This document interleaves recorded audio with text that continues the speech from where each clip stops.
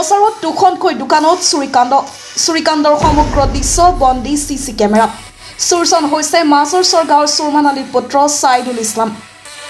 চোৰৰ কঠোৰ শাস্তিৰ দাবী ভুক্তভোগীৰ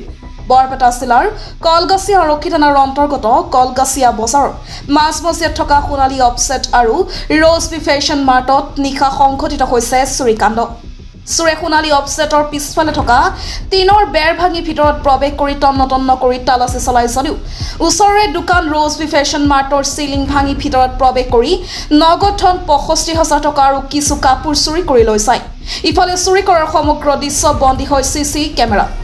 চিচি কেমেৰাৰ ফুটেজ চাই চুৰজন চিনাক্ত হয় পিছে চুৰজন হৈছে মাজৰচৰ গাঁৱৰ চুৰমান আলীৰ পুত্ৰ ছাইদুল ইছলাম ছাইদুল চুৰে কলগাছিয়া বজাৰৰ লগতে বৃহত্তৰ অঞ্চলত ত্ৰাসৰ সৃষ্টি কৰিছে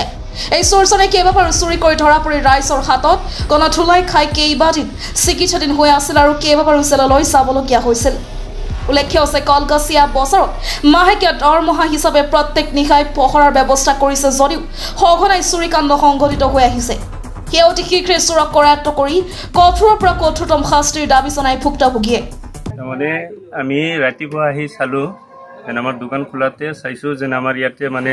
চুৰিকাণ্ড হৈ গৈছে তাৰপিছত চালো চোৰটো কোনফালৰ পৰা সোমাইছে আহি চাইছো যেন সোণালী অফছেটৰ পৰা ভিতৰত সোমাইছে তাতে সব মানে তন্ন চাইছে চোৱাৰ পিছত লাষ্টত তাতে একো পোৱা নাই পইচা পাতি পোৱা নাই লাষ্টত সি সোণালী অফছেটৰ ওপৰেদি চিলিং ভাঙি আমাৰ এইটো দোকানত ৰ'জবাই ফেশ্বন মাৰ্ট এইটো দোকানত সোমাই চিলিং ভাঙি সোমাই আগৰ মানে কালি পইচা থোৱা হৈছিল ৫০,০০০ টকা নগদ আৰু দোকানৰ বিক্ৰী আছিল ১২-১৩,০০০ মান এইখিনি পইচা লৈ আৰু কিবা কাপোৰ চোপোৰ লৈ চুৰটো ওলাই গৈছে সম্পূৰ্ণ কিমান টকাৰ মানে সামগ্ৰী লৈছে নমান টকা এনেতো নগদ পইচা লৈছে আপোনাৰ ৫০,০০০ টকা এইটো কালি আনি থৈ দিছো তাৰপিছত দোকান বিক্ৰী হৈছিল আপোনাৰ ১৫,০০০ মান হৈছে আৰু ৬৫,০০০ আৰু কিবা কাপোৰ চোপোৰ লৈ গৈছে কাৰ দোকান এইটো এই ৰফিকুল ইছলামৰ দোকান এইটো ৰাজু আমাৰ দাদা হয় ই থাকে কেছ কৰিব নেকি কেছটো এইটো থানাত জনাব লাগিব ইয়াৰ আগতো হৈছিল চোৰ চিনাক্ত হৈছে নেকি চোৰটো চিনাক্ত হৈছে এই আপোনাৰ মাজৰচৰৰ ছাইদুল ইছলাম নাম চিচি কেমেৰাৰ ফুটেজ আছে ঘটনা মানে কি একেবাৰে পৰিতাপৰ বিষয় হৈছে কলগেছত তেনে মাজে সময়ে চুৰি হৈয়ে আছে কিছুদিন আগত মোৰ ওচৰৰ দোকান জাভেদ আলীৰ ঘৰত চুৰি হৈছিল কিন্তু একেবাৰে দুখৰ কথা যে যোৱাকালি ৰাতি হঠাৎ মানে মোৰ ঘৰতে মোৰ দোকানত সোণালী অফছেট প্ৰিণ্টাৰ ইয়াতে পিছফালৰ মানে টিনৰ অলপ বেৰা আছে সেই বেৰটো ভাঙিছে ভাঙি পেলাই দোকানৰ ভিতৰত সোমাইছে মোৰ যিটো চিচি কেমেৰা আছে চিচি কেমেৰাত পুৰা ফুটেজ আছে ইয়াতে দেখা পাইছোঁ মোৰ দোকানত সোমাই কিনে প্ৰায় আধা ঘণ্টা সময় তন্ন কৰি চব বস্তু একেবাৰে ইনকুৱাৰী কৰি চাইছে একো বিচাৰি নাপায় মোৰ ইয়াতে যিখিনি আছে চব মেচিনাৰী বস্তু গতিকে ইয়াত একো বিচাৰি নাপায় অভাৱত কি কৰিলে মোৰ যিটো প্ৰিণ্টিং মেচিন আছে অফছেট মেচিনৰ ওপৰত উঠি পেলাই তেওঁৰ হাতত এখন দা আছে দাটো লৈ পেলাই মোৰ ওচৰৰে দোকান কাষত ৰাজুহঁতৰ দোকান তাতে সোমাই গৈছিল কিন্তু চিচি কেমেৰাত যিটো ফুটেজ পাইছোঁ এইটো ইয়াৰ আগতেও চুৰি হৈছিল জাভেদ বাৰীৰ দোকানত আৰু মাজে তেওঁ চুৰি কৰে ধৰাও পৰে সেইটো হৈছে মাজৰচৰ গাঁৱৰ চুৰমান আলীৰ পুত্ৰ ছাইদুল ইছলাম গতিকে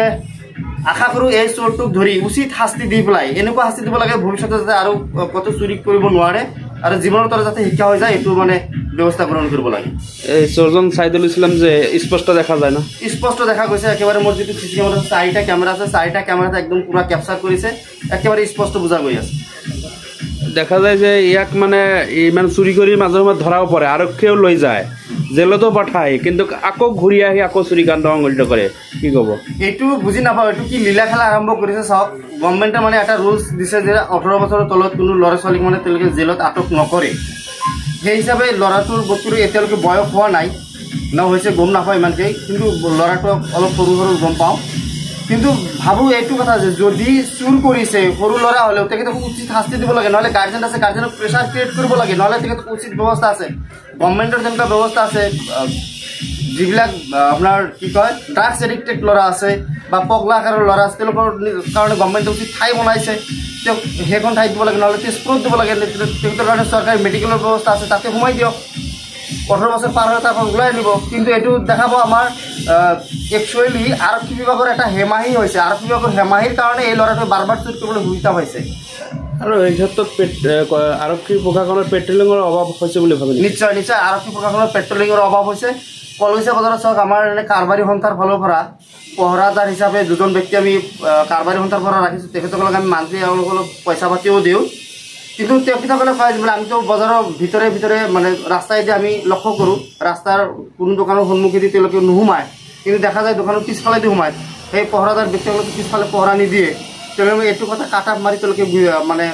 কেঞ্চেল কৰি দিয়ে। তো যিকেই নহওক, কলগেছিয়া আৰক্ষী থানা একেবাৰে আমাৰ গুৰিতে, কলগেছিয়া নাভি কেন্দ্ৰত আৰক্ষী থানাটো হয়। গতিকে আৰক্ষী থানাৰ পৰা যিটো ব্যৱস্থা লয়, পেট্ৰলিং সময়মতে কৰে, নিশ্চয় চোৰৰ উপদ্ৰৱৰ পৰা কলগেছিয়াটো ৰক্ষা হ'ব। কি নাম আপোনাৰ? মোৰ নাম Asiruddin Ahmed, proprietor of Sonali offset printers. এইটো দোকানৰ নাম সোণালী অফছেট প্ৰিণ্টাৰ্ছ। আৰু মোৰ ওচৰত যিটো দোকান আছে এইটো ৰজবি ফেশ্বন মাৰ্ট। আৰু তেখেতসকলৰ দোকানত সোমাই আজি নগদ 50,000 টকা কেছ লৈ গৈছে, লগতে কিছু কাপোৰ চাপোৰো লৈ গৈছে। News desk report, any live. খবৰ মানে এনি লাইভ 24/7 আৰু এনি লাইভ ডিজিটেল। যিকোনো খবৰৰ বাবে যোগাযোগ কৰক 9387734920 আমাৰ এই নম্বৰত।